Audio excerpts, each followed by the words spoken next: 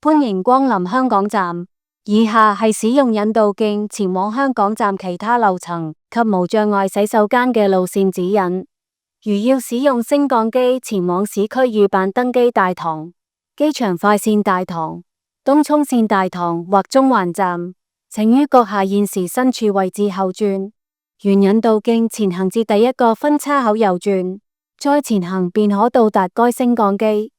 如要前往無障礙洗手間，請於閣下現時身處位置後轉，沿引導徑前行至第一個分叉口左轉，再沿引導徑一直前行至盡頭，便可到達無障礙洗手間。